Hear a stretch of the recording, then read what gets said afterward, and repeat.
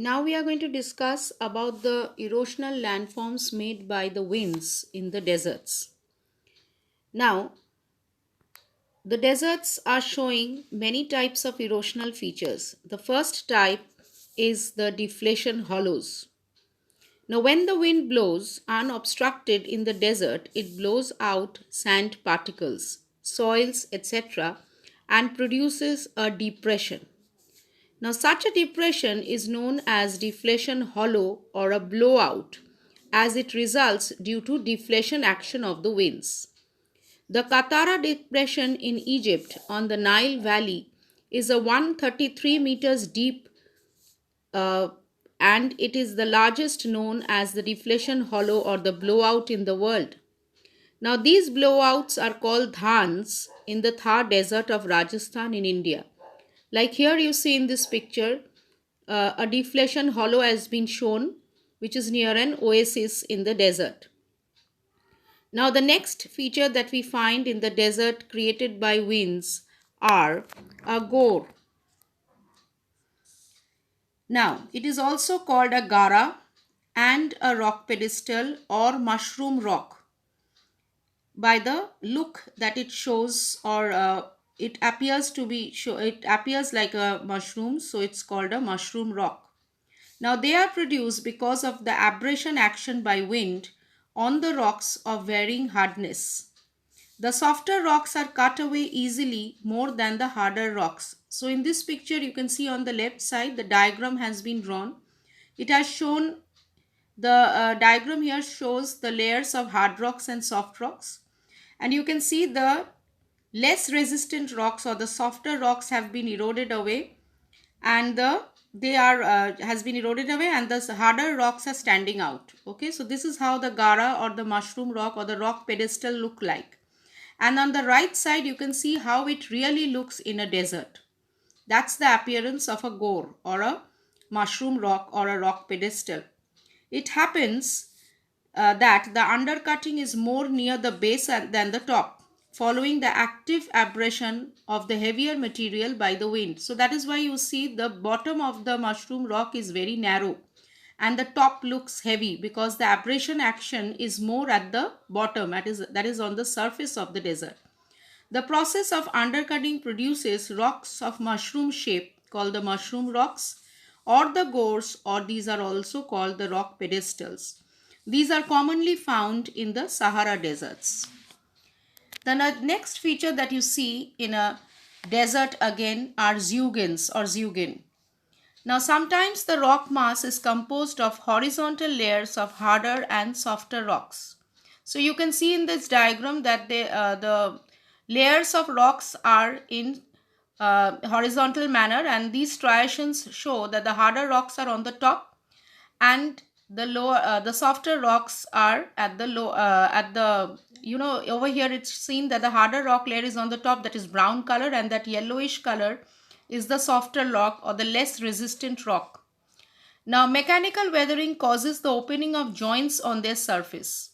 The wind abrasion through the joints wear away the underlying softer rocks. So see, the furrows have been created over here. The wind action goes on and the furrows or these narrow tunnel-like things have been created due to the erosive action of the winds. And in between the land rises like ridges. Okay, while the harder rock layers stand above the uneroded ones. Thus, the softer stratas are worn away in the form of grooves or furrows, and the harder ones are left as the ridges or the zugins. The tabular blocks of zugin stand out about 10 to 100 feet above the furrows. In Sonoran Desert of USA, zugins are very commonly found features. So this is how a zugin look like in a diagrammatic figure, and this is how a real zugin looks like in a desert. You can see the furrows and you can see the hard rock layer on the top and the softer layer of rocks below it, which has been eroded away, and the furrow has been created over here in the desert. So this is how the real zugin looks like. Now, the next feature that we see in the desert is again quite similar to the zugins. These are called the yardangs. But the only difference is that you see the hard and soft rock layers are in vertical position over here. In case of zeugins, they were horizontal. In case of yardangs, they are just vertical striations. There are hard and soft rock alternate bands, but then these are in vertical positions over here. Sometimes vertical bands or hard and soft rocks stretch parallel to the direction of the prevailing winds. The combined action of the wind abrasion and the deflation wears away the bands of the softer rocks in between, while the bands of harder rock stand there like the stony ribs. So you can see the harder rock layers are standing out like ridges or ribs, and the softer layer rocks which are in between the harder ones, they have been eroded away, and here also these furrow-like things are created. Thus, the region in turn in an area of furrows and ridges. So, there will be ridges in between and there will be furrows alternatively. These features are known as yardangs. They are common in the deserts of Atacama and Central America. So, they quite look like the zeugins, but the only difference is that here the rock layers are in vertical bands, and in case of zeugins, it's in the horizontal band of hard and soft rocks. Now, this is how the yardangs really look like in the deserts.